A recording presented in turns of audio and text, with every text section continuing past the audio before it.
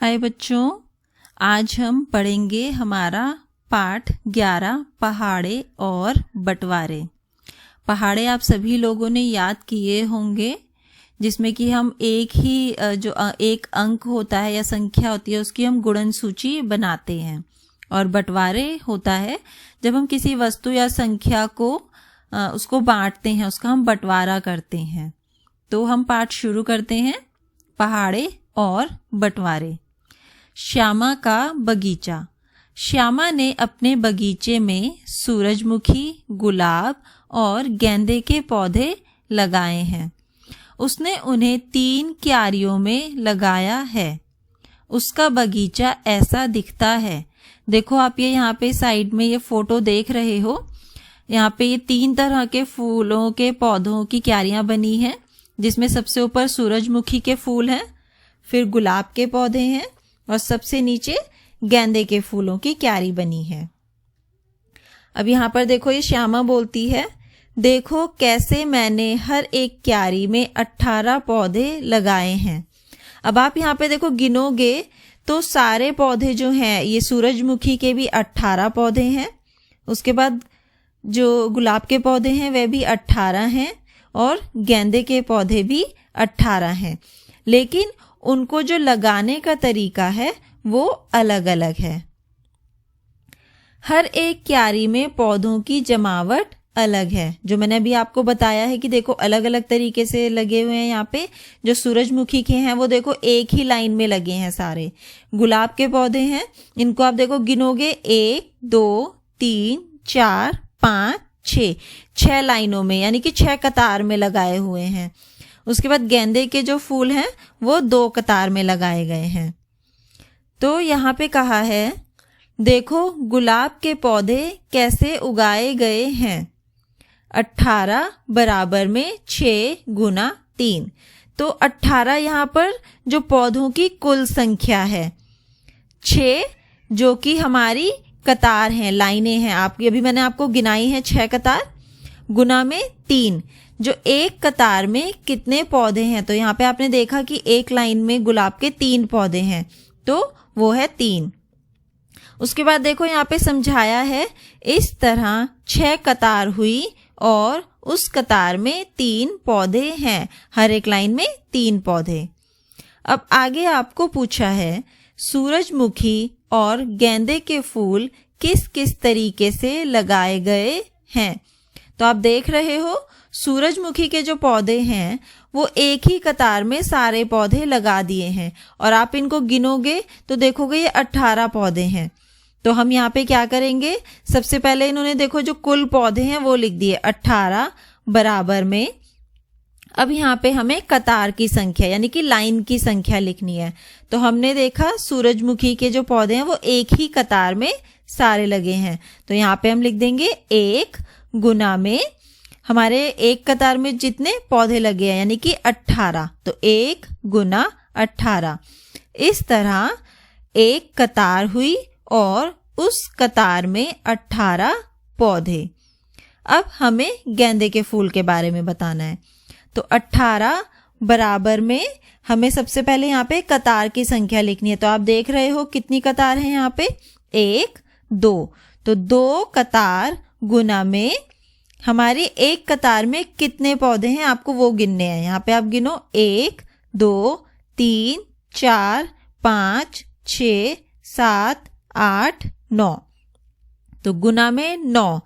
इस तरह 2 कतारें हुई और हर कतार में 9 पौधे। तुम भी अपना बगीचा बना सकते हो। एक बगीचे का चित्र बनाओ जिसमें 48 पौधे के लिए क्यारियां बनी हो, हर कतार में बराबर पौधे हों।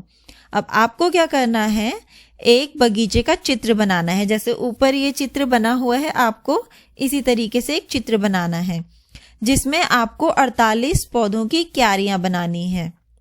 और आपको क्या करना है, वहां पे कतार बनानी है, लेकिन हर एक कतार में बराबर पौधे होने चाहिए।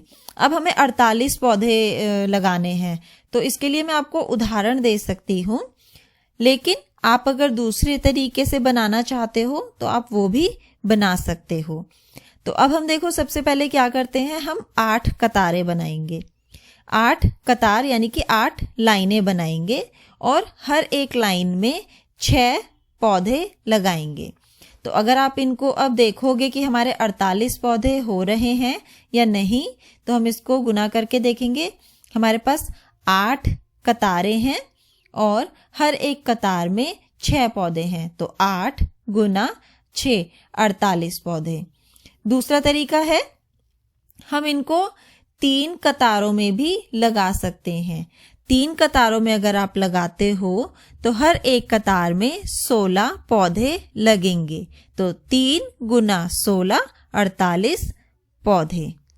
अब आगे आपको कहा है अलमारी में जग।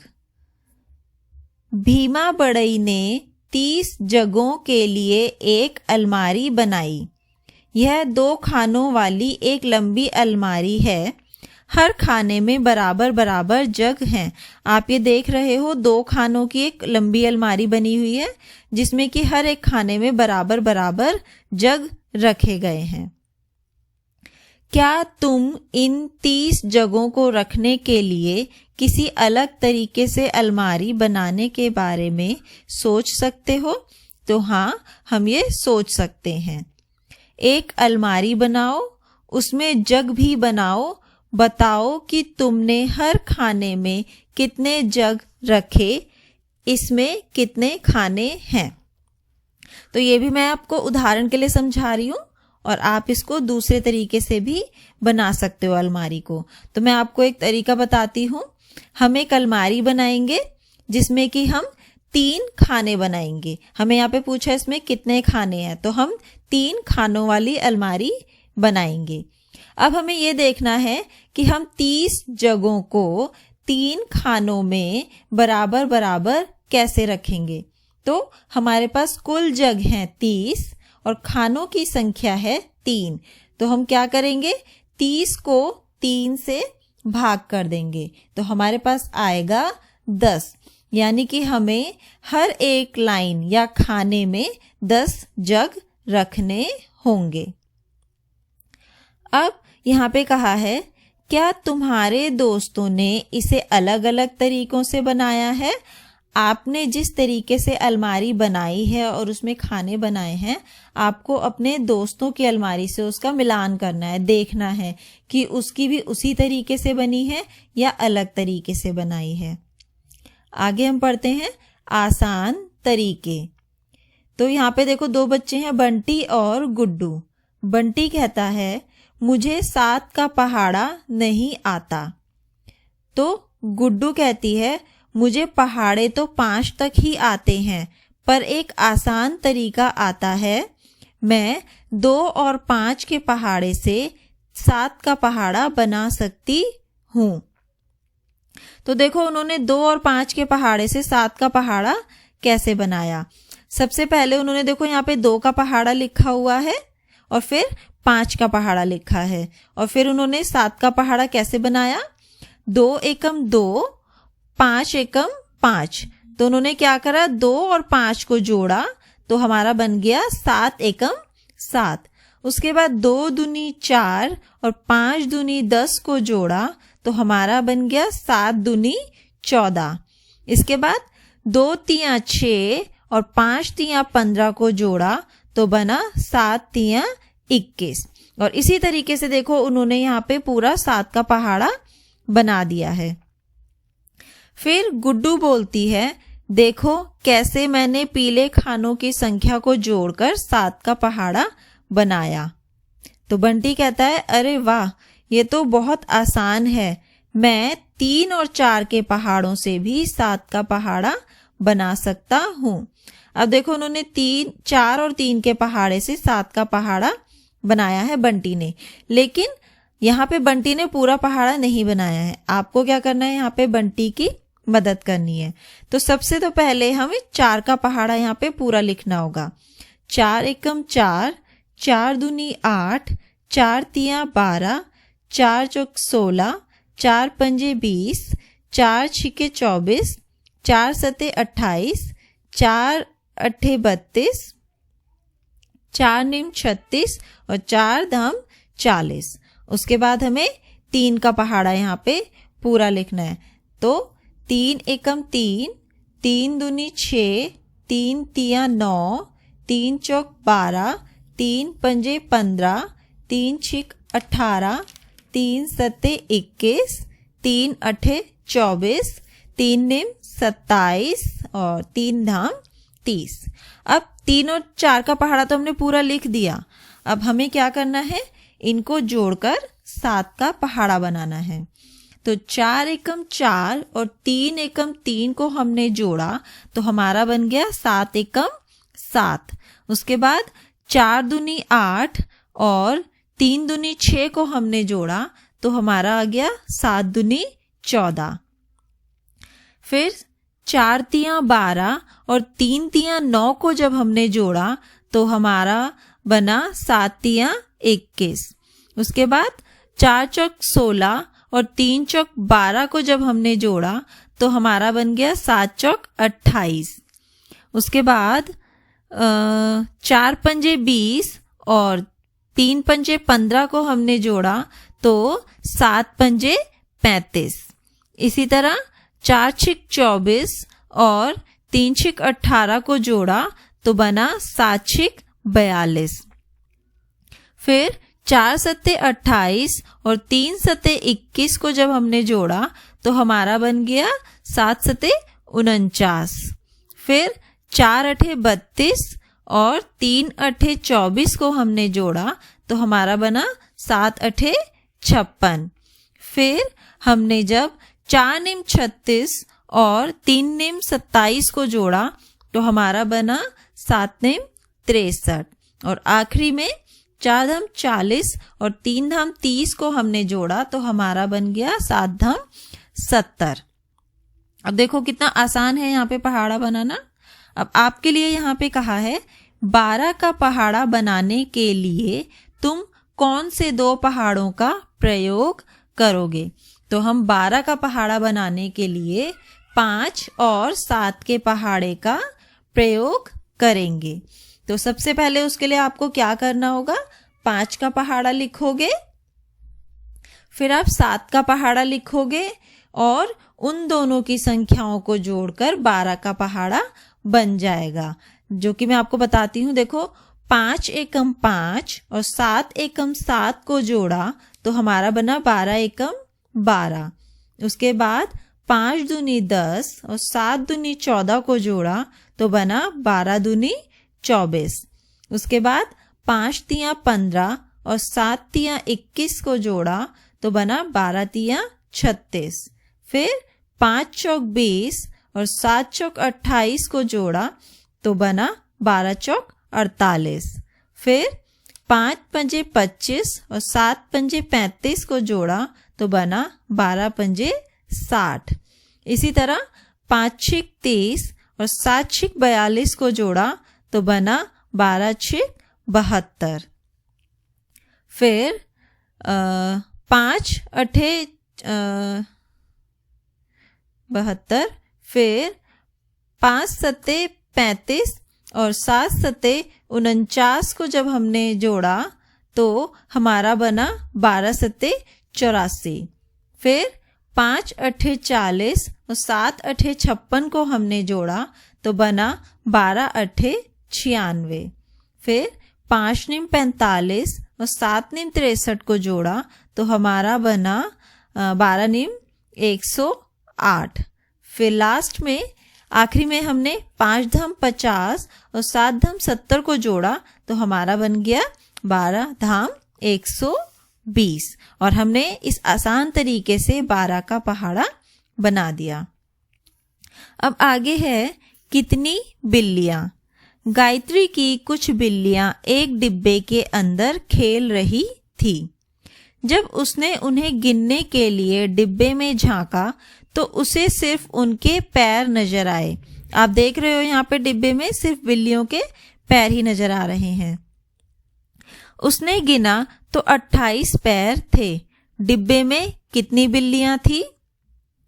अब आपको पता है कि एक बिल्ली के 4 पैर होते हैं, तो नीचे देखो लिखा है 8 पैर मतलब 2 बिल्लियां। तो एक बिल्ली के अगर 4 पैर हैं तो 2 के आप कैसे करोगे, 4 गुना 2, यानी कि 4 दूनी 8। तो देखो आ गया ना, 2 बिल्लियों के 8 पैर। अब आपको पूछा है 12 पैर मतलब खालिस्तान दे रखा है, यानी कि आपको पूछा है कितनी बिल्लियां। तो आप क्या करोगे, 12 हमें कुल पैर दिए हुए हैं, तो कुल पैर को आप एक बिल्ली के जितने पैर होते हैं यानी कि 4 से भाग कर दोगे, तो हमारे पास आ जाएगा 3 बिल्लियां। जब हमने 12 को 4 से भाग किया तो हमारे पास आया 3, मतलब 12 पैर मतलब 3 बिल्लियां। अब नीचे आपको लिखा है कितने पैर और उसके नीचे लिखा है कितनी बिल्लियां। जो ये पीले रंग के बॉक्स बने हैं यहाँ पे आपको बताना है कि कितने पैर होंगे, और नीले वाले बॉक्स में आपको बताना है कि कितनी बिल्लियां। तो जब हमने देखा कि एक बिल्ली है तो एक बिल्ली के 4 पैर हैं, जो कि आप सभी ने देखी भी होगी बिल्ली, और उस जो है 4 पैर होते हैं उसके। अब जब 2 बिल्ली थी तो उनके हुए 8 पैर। इसी तरह 3 बिल्लियों के हुए 12 पैर, और आगे आपको ये पूरा करना है। 4 बिल्लियों के 16 पैर, फिर 5 बिल्ली के 20 पैर, फिर 6 बिल्ली के 24 पैर, 7 बिल्ली के 28 पैर और 8 बिल्ली के 32 पैर। अब यहाँ पे हमें कहा है इस तरह 28 पैर मतलब कितनी बिल्लियां। तो हमने देखा था कि जब हमने 7 बिल्लियों के हमने देखे थे 28 पैर आ रहे थे। कैसे, 7 बिल्ली यानी कि 7 गुना में एक बिल्ली के कितने पैर होते हैं, 4, तो 7 गुना 4 यानी कि 28। तो 28 पैर मतलब हुआ 7 बिल्लियां। अब आगे, बिल्लू ने अपने चूजों को एक डिब्बे में रखा है। उसने 28 पैर गिने हैं। डिब्बे में कितने चूजे हैं। आप सबने चूजे भी देखे होंगे, बहुत ही सुंदर से छोटे छोटे से होते हैं पीले रंग के। और आपने देखा होगा ध्यान से कि एक चूजे के 2 पैर होते हैं। तो अब हमें देखना है कि 28 पैर अगर गिने हैं तो कितने चूजे होंगे डिब्बे में। तो आप कैसे करोगे, उसको कुल पैर हमें दिए हैं 28, कुल पैरों की संख्या को आप एक चूजे के जितने पैर होते हैं यानी कि 2, तो 28 भाग 2, 28 को आप 2 से भाग कर दोगे तो हमारे पास आ जाएंगे 14, यानी कि डिब्बे में कुल 14 चूजे हैं। इसी तरह आपका अगला सवाल है, लीला 21 दिनों से स्कूल नहीं गई है, वह कितने हफ्तों से स्कूल नहीं गई है। तो यहाँ पे क्या है, आपको दिनों में तो बता रखा है लेकिन आपको उन दिनों को हफ्ते में बदलना है। आपको बताना है कि कितने हफ्ते हो गए हैं इन दिनों में। तो अभी आप जो है, आप सबको पता है कि एक हफ्ते में जो दिन होते हैं हमारे वो 7 होते हैं, और इसको हम इस तरीके से भी बोल सकते हैं कि 7 दिनों से एक हफ्ता बनता है। और लीला 21 दिनों से स्कूल नहीं गई है। तो अगर 7 दिन में एक हफ्ता बना तो 21 दिन में कितने हफ्ते बनेंगे, हम 21 को 7 से भाग कर देंगे तो जिसका जवाब आएगा 3। तो इसका मतलब हुआ लीला 3 हफ्ते से स्कूल नहीं गई है। अगला कार्य है जानवरों की छलांग। क्या तुम्हें कक्षा 3 के छलांग लगाने वाले जानवर याद हैं। आपने कक्षा 3 में आपका एक पाठ होगा छलांग, तो उसके बारे में आपको पूछ रहे हैं कि आपको वो याद है। एक मेंढक 0 से शुरू करके एक छलांग में 3 कदम कूदता है। एक मेंढक है जो 0 से शुरू करता है और जब वो एक छलांग लगाता है तो उसमें वे 3 कदम कूदता है। अगर वह 27 पर है तो अब वह कितने कूद यानी कि कितनी छलांग उसने लगाई, आपको ये बताना है। तो उसने लगाई, आप क्या करोगे, 27 पर है तो 27 को भाग कर दोगे, एक छलांग में उसने 3 कदम कूदे थे, तो 27 को आप 3 से भाग कर दोगे, यानी कि 9 कूदे। अब हमें आगे पूछा है वह खालिस्तान दिया है, यानी कि वह कितने कूदे लगा चुका है अगर वह 36 पर है। तो यहां भी आपको इसी तरीके से करना है, हमें 36 पर उसको पहुंचाना है। तो 36 को आप भाग कर दोगे किससे? 3 से। 3 से हमने क्यों भाग किया है? क्योंकि एक छलांग में वह 3 कदम कूदता है। तो 36 को हमने जब 3 से भाग किया तो हमारे पास आया 12 कूदे, यानी कि वह 12 कूदे लगा चुका है अगर वह 36 पर है। अगर वह 42 पर है तो उसने कितनी कूदे लगाई हैं? तो आपको फिर से वैसे ही करना है, 42 को आप 3 से भाग कर दोगे तो आपके पास आएगा 14 कूदे। अब आगे, अभी तक आपने मेंढक की छलांग या कूद के बारे में बात करी, अब हम आगे खरगोश के बारे में बात करेंगे। एक खरगोश 0 से शुरू करके एक बार में 5 कूद लगाता है। तो मेंढक तो जो है एक छलांग में आपने देखा था 3 कदम कूदता था, अब जो खरगोश है वो एक कूद या एक छलांग में 5 कदम कूदता है। कितनी कूदों में वह 25 पर पहुंचता है? तो हमें कहा है उसको 25 पर हमें उसे पहुंचाना है और एक कूद में वह 5 कदम चलता है। तो 25 को अगर आप 5 से भाग कर दोगे तो हमारे पास आएगा कि उसने कितनी कूदी 25 तक पहुंचने के लिए। तो 25 को 5 से भाग किया तो हमारे पास आया 5, यानी कि 5 कूद। अब वह 8 कूदों के बाद कहां पर पहुंचा? अब हमें उसे 8 कूदों के बाद पहुंचाना है कि 8 कूदों के बाद वो कहां पहुंचेगा। 8 कूद को पहुंचाने के लिए हमें क्या करना होगा? एक कूद में वह 5 कदम चलता है तो 8 गुना 5 यानी कि 40 पर। अगर वह 8 कूद कूदता है तो वह 40 पर पहुंच जाएगा। उसे 55 पर जाने के लिए कितनी कूदे चाहिए? अब हमें उसे 55 पर पहुंचाना है तो कितनी बार कूदना पड़ेगा उसे? एक कूद में 5 कदम, तो हम 55 से 5 को भाग कर देंगे जिससे कि हमारे पास आएगा 11 कूदे। तो अगर वह 11 कूदे कूदता है तो वह 55 पर पहुंच जाएगा। अब आगे आपके लिए अभ्यास कार्य है, आपको इन सबको क्या करना है? भाग करना है। सबसे पहले आपको 28 को 2 से भाग करना है।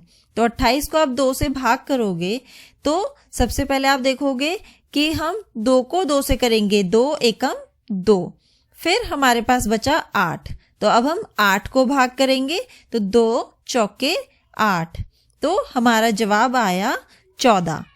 इसके बाद हम करेंगे 56 को 7 से भाग, तो आपको पता ही है 7 8 56, यानी कि इसका जवाब है 8। फिर है तीसरा, 48 को आपको 4 से भाग करना है। तो इसके लिए भाग करने के लिए हम पहले 4 को करेंगे, 4 से भाग, 4 एकम 4, फिर हमारे पास 8 बचा तो 4 दूनी 8, तो इसका जवाब है 12। फिर 66 को हम 6 से भाग करेंगे, तो सबसे पहले 6 को 6 से, 6 एकम 6, फिर जो दूसरा 6 बचा उसको करेंगे 6 एकम 6, तो इस तरह इसका जवाब आया 11। फिर आगे हम करेंगे 96 को 8 से भाग, तो 8 एकम 8, 9 में से जब हमने 8 को घटाया तो हमारे पास बचा 1, फिर ऊपर से हमने 8 लिया तो हमारा हो गया 18, तो नहीं, ऊपर से हमने लिया 6 को तो हमारा हो गया 16, जिसको हम 8 से भाग करेंगे, 8 दूनी 16, तो इसका जवाब आया 12। अब आखिरी जो सवाल है वो है 110 को आपको 10 से भाग करना है। तो जब हमने करा तो पहले हम 11 को करेंगे 10 से, तो 10 एकम 10, 11 को 10, फिर हमने 11 में से 10 को घटाया तो हमारे पास बचा 1। फिर हमने 0 लिया जिससे बन गया 10, तो फिर से हमने उसको भाग किया, 10 एकम 10, तो इसका जवाब आया 11। अब है अगला कार्य सीपियां। इसमें लिखा है ध्रुव समुद्र के किनारे रहता है। उसने अपने 3 दोस्तों के लिए मालाएं बनाने की सोची। वह पूरे दिन सीपियों को खोजता रहा। उसने शाम तक 112 सीपियां इकट्ठी कर ली। अब उसके पास बहुत सारी रंग बिरंगी सीपियां हैं। या फोटो में देख रहे हो, वो समुद्र के किनारे उसने पूरे दिन जो है शाम तक सीपियां वो खोजता रहा और उसको ये 112 सीपियां उसने इकट्ठी कर ली। अब यहाँ पे देखो ध्रुव कह रहा है मैं 28 सीपियों की एक माला बनाऊंगा। क्या इतनी सीपियों से मेरे सभी दोस्तों के लिए मालाएं बन जाएंगी? तो वो कह रहा है कि वो एक माला में 28 सीपियों का इस्तेमाल करेगा। अब उसके बाद वो सोच रहा है कि उसने कुल 112 सीपियां इकट्ठी करी हैं, तो उससे क्या उसके सभी दोस्तों के लिए मालाएं बन जाएंगी? तो उसने क्या करा, उसने 28 सीपियां निकालकर एक माला बना ली। अब जब उसने एक माला बना ली तो 112 सीपियों में से 28 घटा दिया, जिसके बाद उसके पास बची 84 सीपियां। अब उसके पास 84 सीपियां बची। उसने फिर 28 सीपियां लेकर दूसरी माला तैयार करी। तो आपको बताना है अब उसके पास कितनी सीपियां बची। तो जैसे उन्होंने पहले करा था, कुल सीपियां थी 112, एक माला बनाने के लिए 28 सीपियां निकाल दी तो बची थी 84। अब आपको फिर से वैसे ही करना है, 84 घटा 28। तो जब आप 84 में से 28 घटा कर दोगे तो बचेंगी 56 सीपियां। फिर उसने तीसरी माला के लिए सीपियां निकाल ली। अब उसके पास कितनी सीपियां बची? तो उसको क्या करना है, फिर से आप वही करोगे। आप तीसरी माला बनाने के बाद जो बचेंगी 56 घटा में 28, तो उसके पास बची 28 सीपियां। यानी कि तीसरी माला बनाने के बाद भी उसके पास एक माला और बनाने के लिए सीपियां बची हैं, 28 सीपियां। अब यहाँ पे पूछा है 112 सीपियों से ध्रुव कुल मिलाकर कितनी मालाएं बना सकता है? तो आपने यहाँ पे देखा था, हमने यहाँ पे 4 मालाएं जब हमने करा, पहले 112 में से 28 घटा करा तो 84 सीपियां बची। इस तरीके से जब हमने देखा था तो हमारे पास कुल 4 मालाओं की सीपियां थी। इसको आप क्या कर सकते हो, 28 को 4 से गुना भी कर सकते हो। तो आप देखोगे 112 आएगा, इसका मतलब 4 मालाएं। तो जो 112 सीपियां हैं उनमें से ध्रुव कुल 4 मालाएं बना सकता है। अब आगे पूछा है इतनी सीपियों से क्या सभी दोस्तों के लिए मालाएं बन जाएंगी?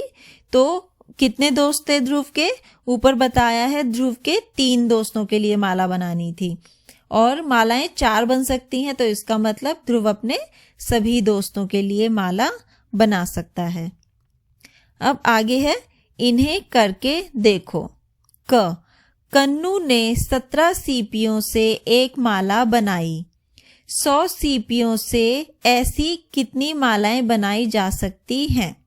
अब ऊपर ध्रुव ने तो क्या करा था, एक माला में 28 सीपियों का इस्तेमाल किया था, लेकिन जो कन्नू है वो 17 सीपियों से एक माला बना रहा है।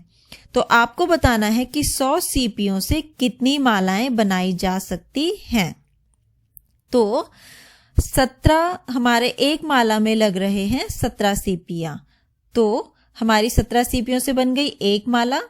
उसके बाद अब हमें 2 माला में देखने हैं कितनी सीपियां लगेंगी, तो 17 गुना 2 यानी कि 34 सीपियों से हमारी बन जाएंगी 2 मालाएं।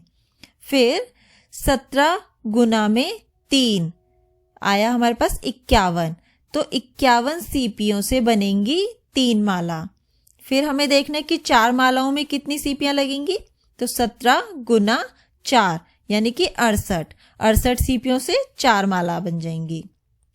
फिर हमें 5 मालाओं के लिए देखना है, 17 गुना 5 तो आया 85 सीपियों से कन्नू 5 माला बना सकता है। फिर हमने करा 17 गुना 6, हमारे पास आया 102, तो 102 सीपियों से 6 माला बनेंगी। लेकिन कन्नू के पास जो है वो 100 सीपियां हैं। अब हमारे पास अगर हम 6 माला बनाएं तो हमारे पास 2 सीपियां कम हैं, तो इसलिए कन्नू 5 माला ही बना पाएगा 100 सीपियों में से। ख कार्य है आपका, एक बड़े गत्ते के डिब्बे में साबुन की 85 टिकिया आ सकती है। शैली 338 टिकिया पैक करना चाहती है। उसे सभी टिकियों को पैक करने के लिए कितने डिब्बों की जरूरत पड़ेगी। तो एक बड़े गत्ते का जो डिब्बा है उसमें 85 टिक्कियां आ सकती हैं, लेकिन जो कुल टिक्कियां हैं वो है 338। तो इसको भी आपको इसी तरीके से करना है। जब हमने एक बड़े गत्ते का डिब्बा लिया तो उसमें आई 85 साबुन की टिक्कियां। जब हमने 2 बड़े गत्ते के डिब्बे लिए तो उसमें आई 85 गुना 2 यानी कि 170 साबुन की टिक्कियां। फिर जब हमने 3 बड़े गत्ते के डिब्बे लिए तो 85 गुना 3 यानी कि 255 साबुन की टिक्कियां। फिर जब हमने 4 बड़े गत्ते के डिब्बे लिए तो 85 गुना 4 यानी कि 340 साबुन की टिक्कियां। तो इस तरीके से हमने देखा कि 4 बड़े गत्ते के अगर डिब्बे लेते हैं तो उसमें हम 340 साबुन की टिक्कियां रख सकते हैं, और शैली को 338 टिक्कियां पैक करनी है, तो इसका मतलब उसको 4 बड़े गत्ते के डब्बे चाहिए होंगे।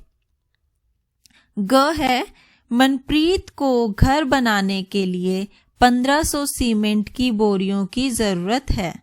एक ट्रक एक बारी में 250 बोरियां ले जाता है। बोरियां ढोने के लिए एक ट्रक को कितने चक्कर लगाने होंगे। तो इसके लिए सबसे पहले तो हम देखेंगे कि मनप्रीत को 1500 सीमेंट की बोरियों की जरूरत है। अब एक चक्कर में ट्रक 250 बोरियां लेके जाता है, तो 2 चक्कर में कितना लेके जाएगा, 250 गुना में 2 यानी कि 500 बोरियां। फिर हम देखेंगे कि वो 3 चक्कर में कितना लेके जाता है, तो 250 गुना में 3 यानी कि 3 चक्कर में ट्रक 750 बोरियां लेके जाता है। फिर हम देखेंगे कि 4 चक्कर में कितना लेके जाता है, तो 250 गुना में 4 जिसमें हमने देखा आया 1000 बोरियां। फिर हम करेंगे कि 5 चक्कर में कितनी बोरियां होती हैं, तो 250 गुना में 5 1250 बोरियां। तो हमने देखा कि अभी भी हमारी बोरियां पूरी नहीं हुई हैं। फिर हम क्या करेंगे, 6 चक्कर में देखेंगे। तो जब हमने 250 को 6 से गुना करा तो हमारी आई 1500 बोरियां। तो यानी कि एक ट्रक को 6 चक्कर लगाने पड़ेंगे 1500 बोरियां ले जाने के लिए।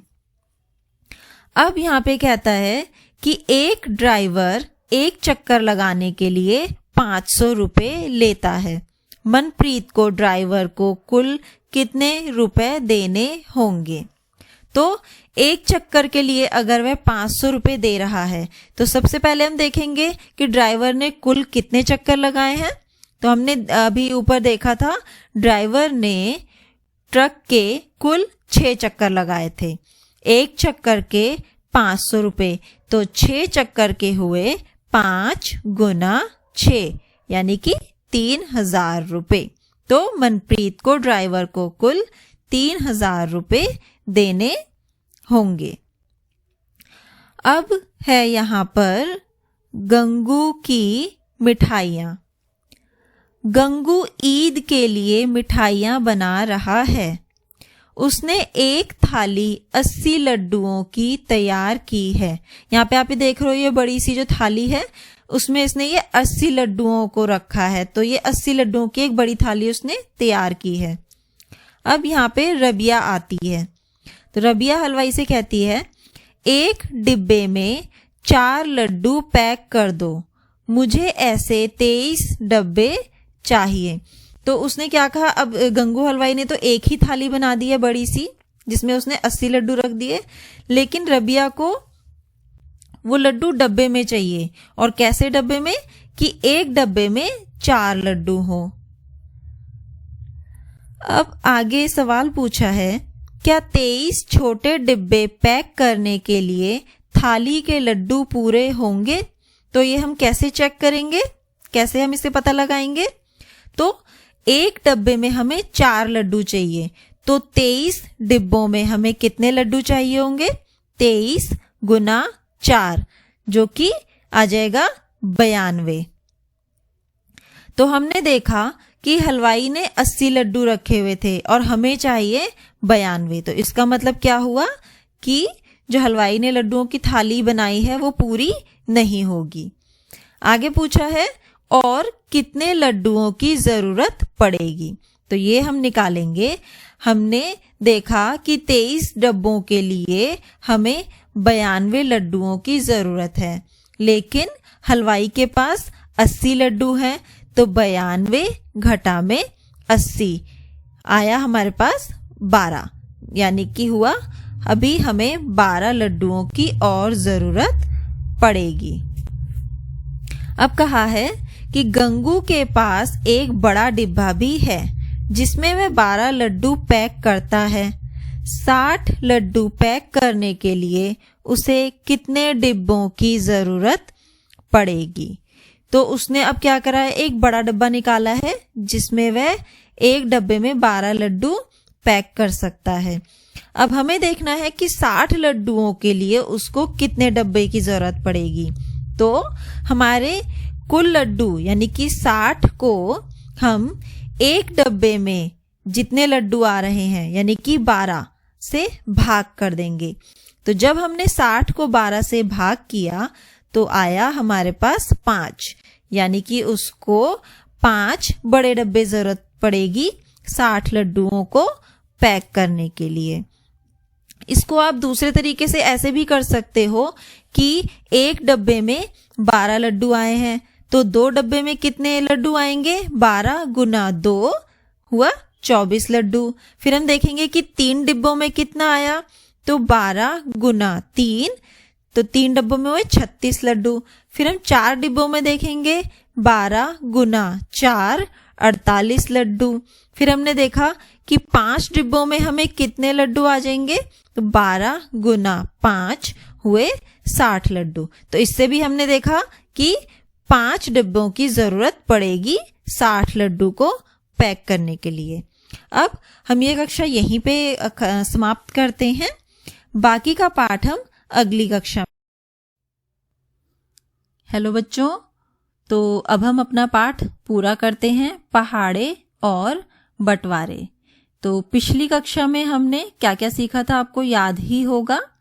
हमने पहाड़े बनाना सीखा था, उसके बाद हमें कैसे बंटवारा करना है वो सीखा था, कैसे हमने किसी लड्डुओं को या फिर किसी भी चीज को कैसे पैकेट में हमने बांटा है, उनकी संख्याओं को निकाला है, वो हमने सीखा था। अब हम आगे का कार्य करते हैं, आगे पाठ पढ़ते हैं। तो अब आ गया है आपका अभ्यास का समय।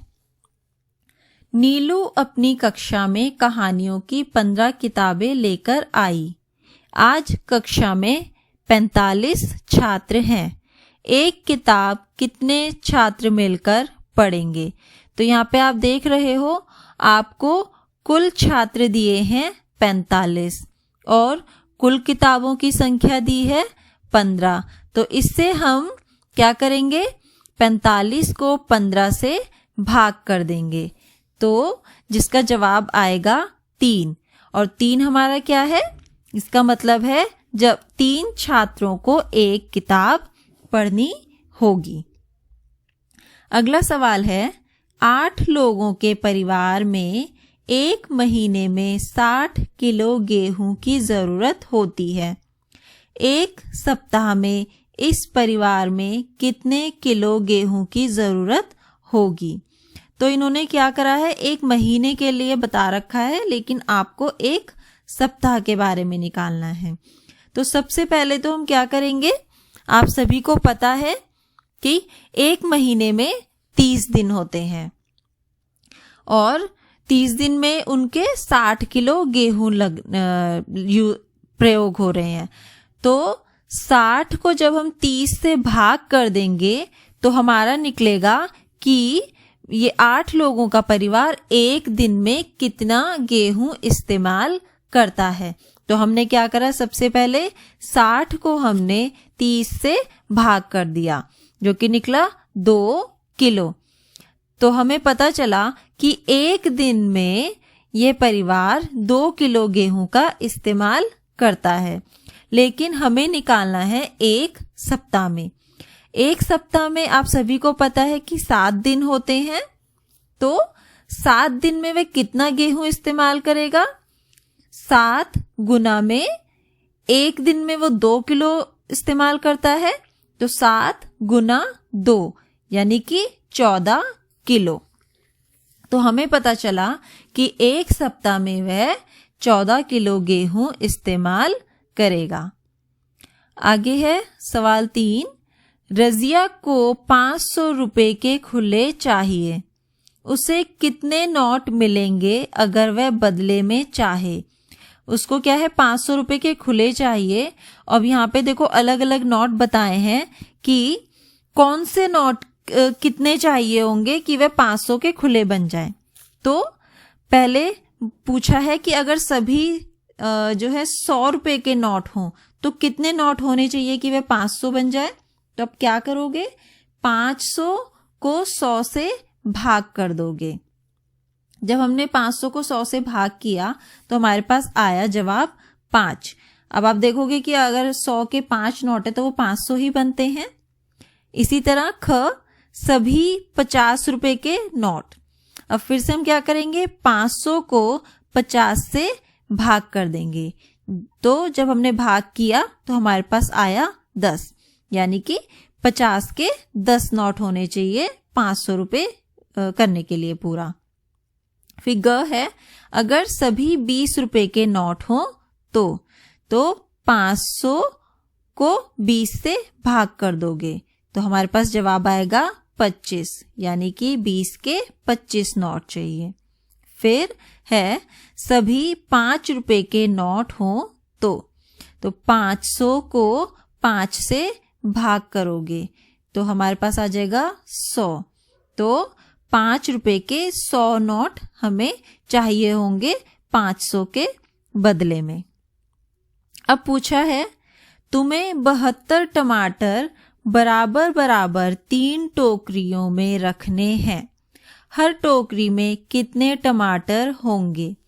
अब हमें यहाँ पे कुल टमाटरों की जो संख्या दी है वो है 72 और टोकरियां हमें दी हैं 3। तो एक टोकरी में कितने टमाटर होंगे ये हम कैसे निकालेंगे? हम कुल टमाटर की संख्या यानी कि 72 को कुल टोकरियों की संख्या से यानी कि 3 से भाग कर देंगे। तो जब हमने 72 को 3 से भाग किया तो हमारे पास आया 24 टमाटर, यानी कि एक टोकरी में जब हम 24 टमाटर रखेंगे तो हमारे बराबर बराबर 3 टोकरियों में ये 24 टमाटर होंगे। फिर है अगला सवाल, एक ठेले में 350 ईंटें हैं। विनोद ने देखा कि एक ईंट का वजन 2 किलोग्राम है। सभी ईंटों का वजन कितना होगा? तो एक ठेले में 350 ईंटें हैं और एक ईंट का वजन है 2 किलोग्राम। तो 350 ईंटों का वजन होगा 350 गुना में 2, जो कि हुआ 700 किलोग्राम। अब आगे का कार्य है, बच्चे और उनके दादाजी। राशि, सीमा, मृदु, रोहित और लोकेश ने मेले में जाने के लिए दादाजी से पैसे मांगे। अब यहाँ पे देखो दादाजी कह रहे हैं मेरी जेब में 70 रुपए हैं, मुझे बताओ कि मैं यह पैसे तुम सब में बराबर कैसे बांटूं? अगर तुम सही जवाब दोगे तो मैं यह सारे पैसे तुम्हें दे दूंगा। अब यहाँ पे पहला तरीका बताया है। राशि और सीमा ने कुछ देर सोचा और बोले हम जानते हैं कि यह कैसे होगा। तो उन्होंने क्या करा, 70 भाग 5, 70 को क्या करा 5 से भाग किया। सीमा ने लिखना शुरू किया और बोली पहले मैं सबको 10-10 रुपए देती हूँ। अब जब देखो वो 5 बच्चे हैं, अगर वो सबको 10-10 रुपए देती है तो 50 रुपए हो जाएंगे, लेकिन दादाजी के पास कुल 70 रुपए हैं। तो यहाँ पे देखो उसने लिखा भी है कि इस तरह मैंने 5 गुना 10 50 रुपए बांटे। अब जब 70 में से 50 रुपए बांट दिए तो 20 रुपए अभी भी बचे। राशि ने इस तरह पूरा किया। उसने कहा कि अगर मैं हर एक को 4 रुपए और दे दूं तो 20 रुपए बट जाएंगे। अब उसने क्या करा, जो 20 रुपए बचे थे उसने उसको भी 5 से भाग कर दिया। तो वो देखो हमने तो हर सबके पास 4-4 रुपए आए, तो इसीलिए उसने कहा कि अगर मैं हर एक को 4 रुपए और दे दूं तो 20 रुपए बट जाएंगे। अब कुछ नहीं बचा, तो 50 रुपए वो पहले ही बांट चुकी थी, सब में 10-10 रुपए बराबर बराबर बांट के। फिर 20 रुपए जो बचे थे उसमें से भी उसने सबको 4-4 रुपए बराबर बांटे, जो कि 50 जमा 20 70 रुपए पूरे हो गए। इसलिए वह कह रही है अब कुछ नहीं बचा और सारे पैसे सब में बराबर बराबर बट गए। तो हर किसी को कितने मिले, 10 पहले उसने जो करा था, फिर 4 रुपए बाद में बांटे थे, तो 10 जमा 4 14 रुपए। अब दूसरा तरीका यहाँ पे लिखा है। मृदुल और लोकेश 7 भाग 5 को अलग तरीके से करने की कोशिश कर रहे हैं। लोकेश लिखता है पहले मैं हर किसी को 5 रुपए दूंगा। अब अगर वह हर किसी को 5 रुपए देगा तो 70 में से कितने रुपए बट जाएंगे, 5 गुना 5 यानी कि 25 रुपए। जब 70 में से 25 रुपए उसने बांट दिए तो उसके पास फिर कितने पैसे बचेंगे, 45 रुपए। अब वह कहता है कि दूसरी बार में मैं सभी को 6 रुपए और दूंगा, इस तरह मैं 30 रुपए और बांटूंगा।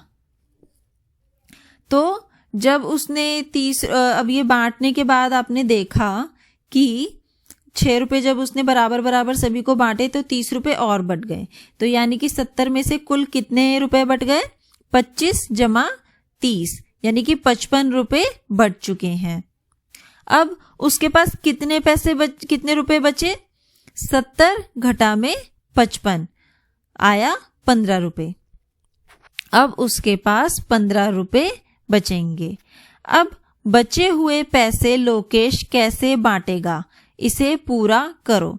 तो उसके पास बचे हैं 15 रुपए और बच्चे हैं 5, तो हम क्या करेंगे, 15 को 5 से भाग कर देंगे। तो जब हमने 15 को 5 से भाग किया तो हमारे पास आया 3 रुपए। तो अब हम देखो इसको पूरा करते हैं। इस तरह हर बच्चे को मिलेंगे। जो सबसे पहले देखो यहाँ पे लोकेश ने निकाला था 5 जमा में, फिर उसने यहाँ पे करा था 6 रुपए, फिर जमा जो हमने निकाला 15 को 5 से भाग करने पर 3, तो 5 जमा 6 जमा 3 बराबर हुए 14 रुपए। अब उसने कहा है अपने उत्तर की जांच करो, तुम्हारा जो भी उत्तर आए उसे 5 से गुना करके देखो, क्या 70 आता है? क्या तुम्हारा उत्तर ठीक है? तो हमारा आया था 14 रुपए, और 14 को जब हमने 5 से गुना किया तो हमारे पास आया 70। तो इसका मतलब क्या हुआ, हमारा उत्तर सही है। अब वह कहता है तुम्हारा तरीका।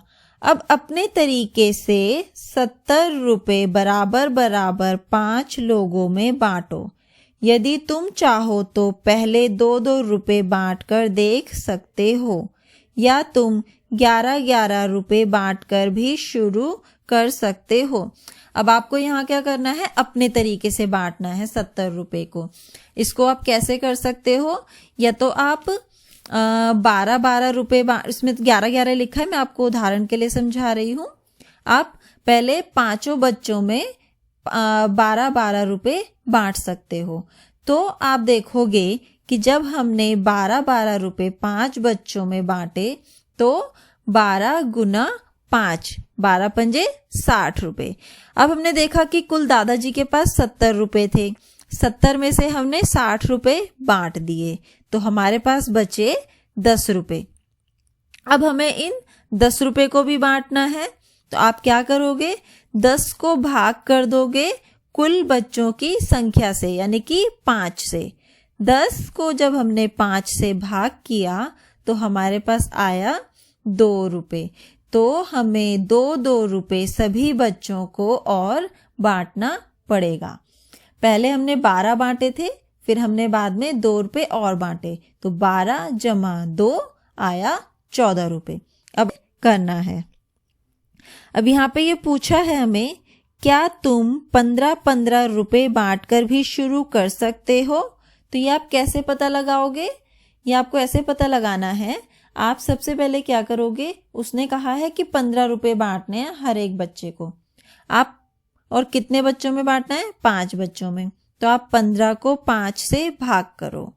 जब हमने 15 को 5 से भाग किया तो हमारे पास आया 75, और दादाजी के पास तो कुल 70 रुपए हैं।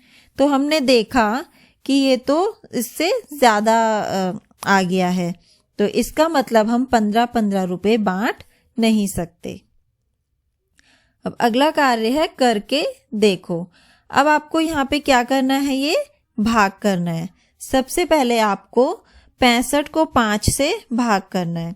जब आप 65 को 5 से भाग करोगे तो आप देखोगे, पहले हम 6 को करेंगे, 5 एकम 5, फिर 6 में से हमने 5 घटा किया, हमारे पास आया 1, और ऊपर से हमने 5 भी लिया तो हो गया 15।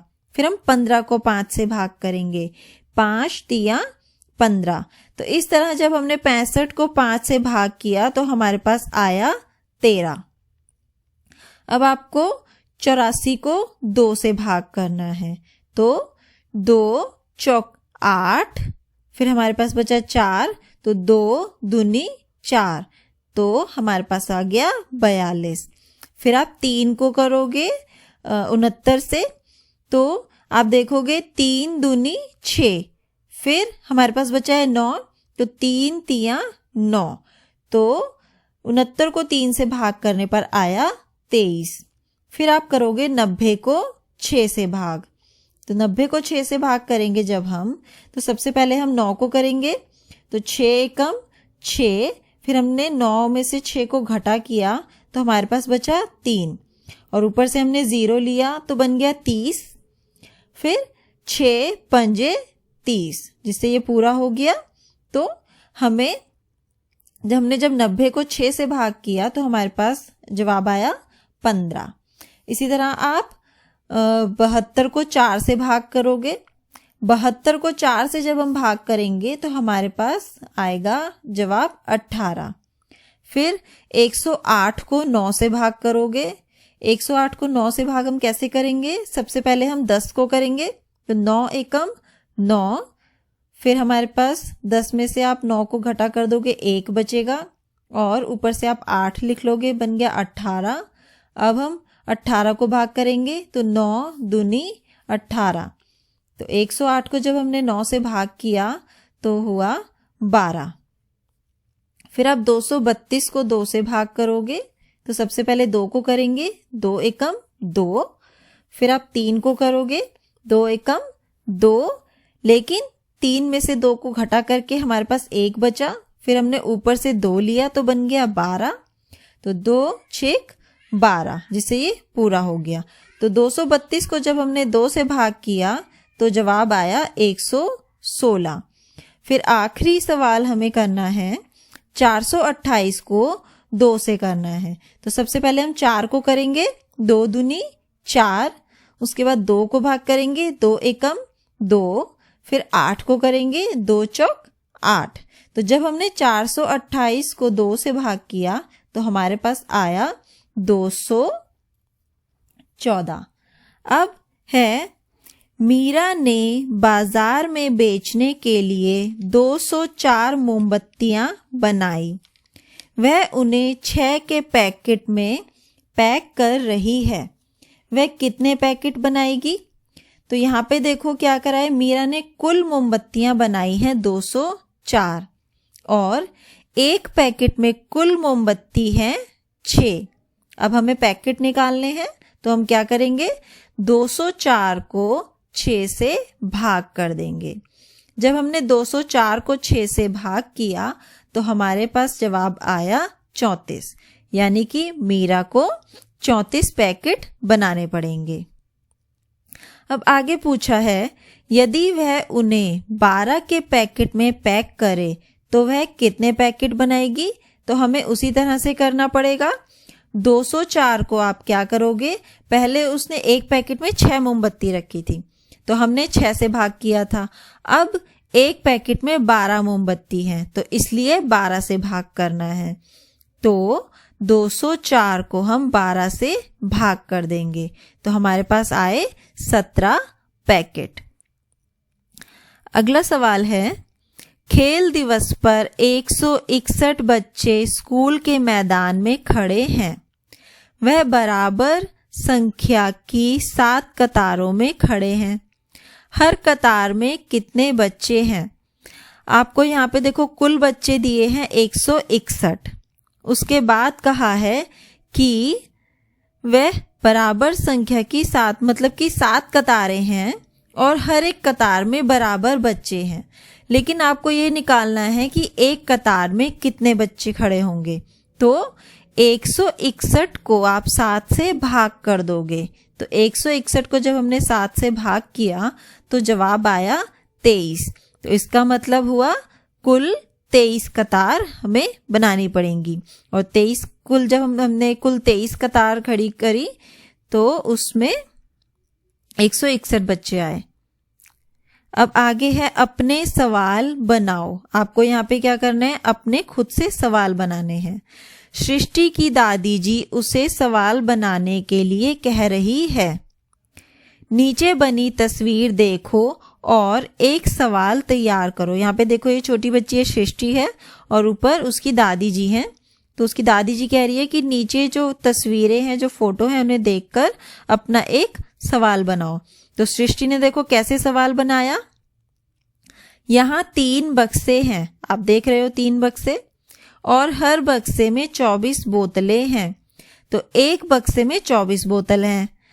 तो सृष्टि का जो सवाल है वो ये है, इन सब बक्सों में कुल कितनी बोतलें हैं?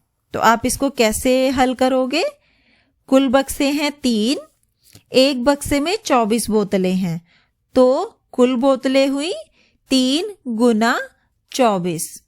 तो जब हमने यहाँ पे करा 3 गुना 24 करा तो हमारे पास आया 72, यानी कि कुल 72 बोतलें हैं। अब तुम भी अगली तस्वीरें देखो और सृष्टि की तरह ही सवाल बनाओ। तो सबसे पहले देखो आपके पास दिया है राखी के 8 पैकेट हैं, हर पैकेट में 6 राखियां हैं। तो अब आपको यहाँ पे सवाल बनाना है। तो हम यहाँ पे सवाल बनाएंगे कि राखी के 8 पैकेट हैं और हर पैकेट में 6 राखियां हैं, तो कुल राखियां कितनी होंगी? तो हमारा सवाल है यहाँ पे कि कुल राखियां कितनी होंगी, और उसका जवाब आप निकाल ही लोगे। 8 गुना में 6 यानी कि 48 राखियां।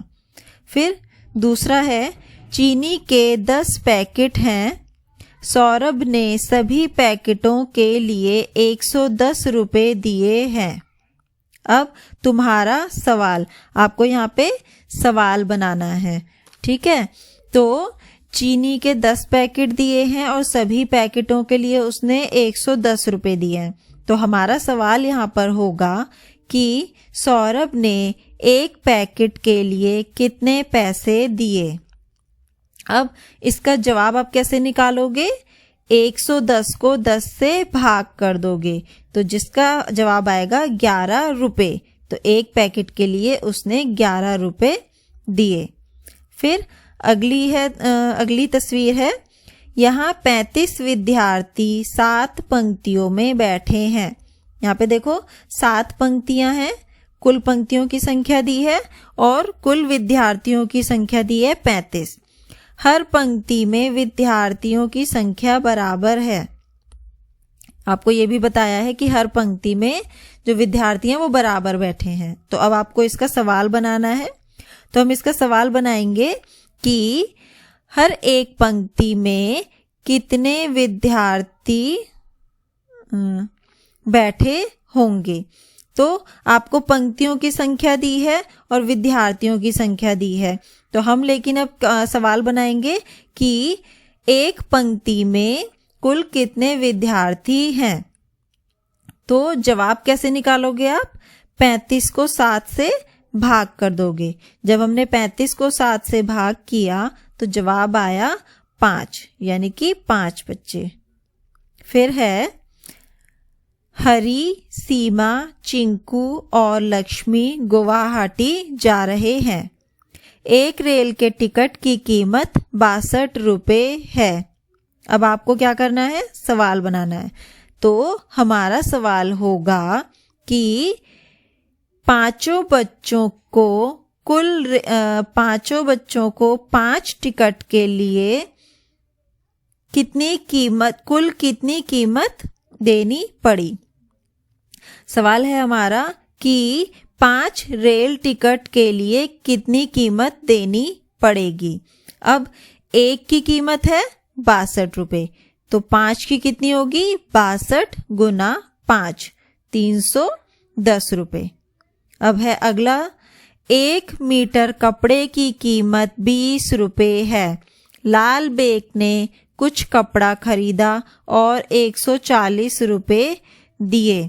अब आपको यहाँ पे सवाल बनाना है। तो हमारा सवाल होगा कि लाल बेग ने कुल कितना मीटर कपड़ा खरीदा। तो ये हम कैसे निकालेंगे कितना मीटर कपड़ा खरीदा? 140 को, यानी कि उसने जितने रुपए दिए को भाग किया किससे? 1 मीटर कपड़े की कीमत से, यानी कि 20 रुपए से। तो जब हमने 140 को 20 रुपए से भाग किया तो हमारे पास जवाब आया 7 मीटर कपड़ा। तो लाल बेग ने 7 मीटर कपड़ा खरीदा। अब यहाँ पे देखो लिखा है अंदाजे से भी उत्तर दो। तो उत्तर भी हम दे चुके हैं और सवाल भी हम लिख चुके हैं। और जो कि ये पार्ट था बहुत ही मजेदार था और ये खत्म होता है यहाँ पे। अब मिलते हैं अगली कक्षा में।